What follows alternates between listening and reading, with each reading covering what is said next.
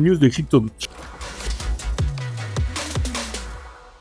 Vous le savez, vous en parle depuis un petit moment et vous l'avez très certainement vu passer de partout dans les infos, mais les tarifs de Trump font énormément de mal au marché financier. Les tarifs sont les frais de douane qu'il a décidé d'appliquer en apport pour les produits étrangers. Et en réponse, la Chine, par exemple, a augmenté ses tarifs d'import de produits en provenance des États-Unis à 84%. On a donc une guerre économique qui est relancée et qui est en cours actuellement. Et bien que ça a un gros impact sur le marché financier, ça a aussi un impact sur les marchés crypto.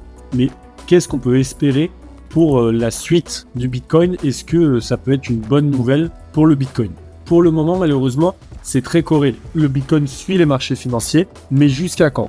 Selon certains analystes, justement, le Bitcoin pourrait être une alternative. C'est pour cela qu'il a été créé à la base, être une alternative aux monnaies classiques, au marché classique et avoir quelque chose de décentralisé qui n'appartient pas au marché commun. Malheureusement, il a été intégré par le marché global et c'est pour ça qu'aujourd'hui, lorsque le marché financier s'effondre, le Bitcoin est impacté. Mais on peut s'attendre à ce qu'il revienne à sa base et que le fait qu'on ait une incertitude mondiale au niveau des marchés et une guerre économique en cours, qu'il se transforme en valeur refuge tout simplement et que autant les citoyens des pays, mais les pays eux-mêmes puissent investir dedans et qu'ils remplacent l'or, qu'ils deviennent l'or numérique et qu'ils deviennent ce produit décentralisé qu'il est censé être. On est donc aujourd'hui devant deux choix pour le Bitcoin, soit rester corrélé au marché financier, soit devenir une valeur refuge et du coup voir son prix exploser car les gens s'en approprient énormément et ça va permettre à son prix d'être soutenu. Si vous croyez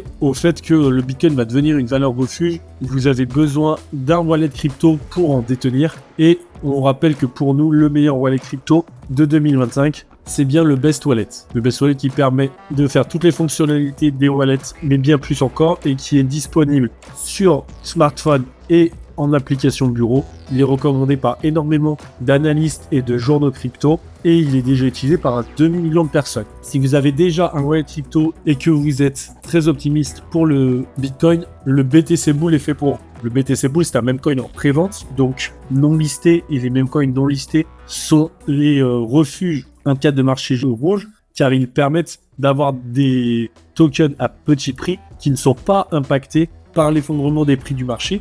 Et lorsque le marché sera stabilisé et qu'il repartira à la hausse, ils seront listés et du coup, vous pourrez faire de bons rendements. Et là où le BTC Bull est intéressant, c'est qu'il apporte des airdrops gratuits de Bitcoin à ceux qui en possèdent. On a les étapes clés du projet sur le site, mais concrètement, lorsque le Bitcoin atteindra les 150 000 $, eh bien, il y aura un airdrop de BTC pour les personnes qui détiennent du BTC Bull. On avait fait une vidéo dédiée sur ce projet qui nous paraît très intéressant, surtout en ce moment dans cet univers un peu délicat.